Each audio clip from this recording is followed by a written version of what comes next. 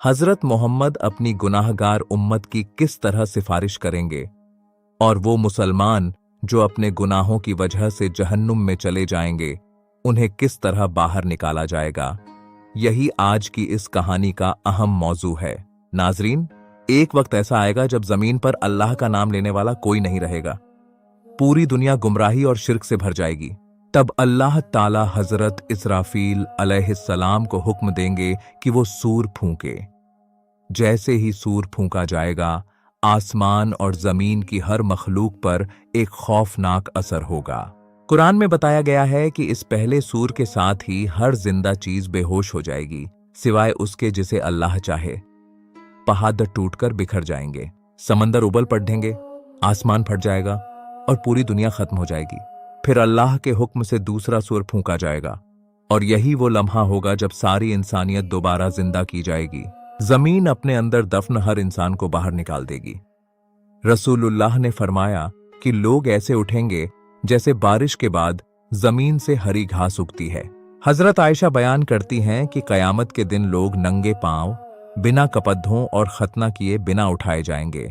जब उन्होंने पूछा कि क्या मर्द और औरतें एक दूसरे को देखेंगे, तो नबी ने फरमाया, उस दिन का हाल इतना सख्त होगा कि किसी को किसी की तरफ देखने का ख्याल भी नहीं आएगा। फिर एक नया मैदान तैयार किया जाएगा, बिल्कुल सफेद, सपाट, जिसमें कोई पहाड़ या दरख्त नहीं होगा। सब इंसानों को मैदान ए हश्र में जमा किया जाएगा। लोग अलग अलग हालत में होंगे। कुछ लोग सवारियों पर होंगे, ये नेक और परहेजगार होंगे। कुछ पैदल चल रहे होंगे, कुछ घुटनों के बल घिसटते हुए और कुछ चेहरों के बल घसीटे जाएंगे। ये वो लोग होंगे जिनके गुनाह बहुत ज्यादा होंगे। सूरज इतना करीब ला दिया जाएगा कि लोग अपने अपने आमाल के हिसाब से पसीने में डूबे होंगे।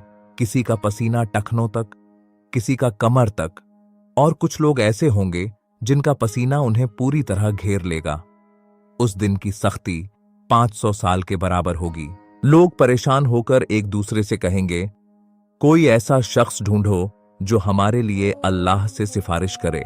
सबसे पहले लोग हजरत आदम अलैहिस्सलाम के पास जाएंगे, लेकिन वो अपनी गलती याद करके कहेंगे, मैं इस काम के लायक नहीं, किसी और के पास जाऊं। फिर लोग हजरत नूह, इब्राहिम, मूसा और दूसरे अंबिया के पास जाएंगे, मगर हर नबी यही कहेगा, आज मुझे अपनी फिक्र है। आखिरकार लोग हजरत ईसा अलैहिस्सलाम के पास पहुंचेंगे और वो कहेंगे, जाओ मोहम्मद के पास जाओ। तब सारी इंसानियत नबी के पास आएगी और अर्ज करेगी, या रसूल अल्लाह, हमारी सिफारिश कीजिए। तब नबी अल्लाह के अर्श के नीचे जाकर सजदे में गिर पड़ेंगे। अल्लाह उन्हें ऐसी हम्द और तारीफ सिखाएगा जो पहले किसी को नहीं सिखाई गई। फिर अल्लाह फरमाएगा, ऐ मोहम्मद, सर उठाइए, मांगिए, आपको दिया जाएगा। सिफारिश कीजिए, आपकी सिफारिश कबूल होगी। यहीं से शफात यानी सिफारिश का सिलसिला शुरू होगा। हिसाब किताब होगा। हर इंसान से उसकी जिंदगी, जवानी, माल और इल्म के बारे में पूछा जाएगा। सबसे पहला सवाल नमाज के बारे में होगा। फिर अमाल नामे बांटे जाएंगे, नेक लोगों को दाएं हाथ में और गुनाहगारों को बाएं हाथ में या पीठ के पीछे। फिर अमाल का वजन होगा, जिसकी नेकियां भारी होंगी वो कामयाब होगा।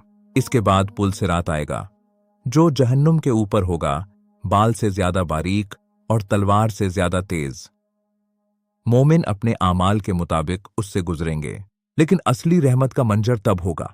नबी फरमाते हैं कि मैं अपनी उम्मत के लिए बार बार सिफारिश करूंगा, यहां तक कि उन लोगों को भी जहन्नुम से निकलवाऊंगा जिनके दिल में राई के दाने के बराबर भी ईमान होगा।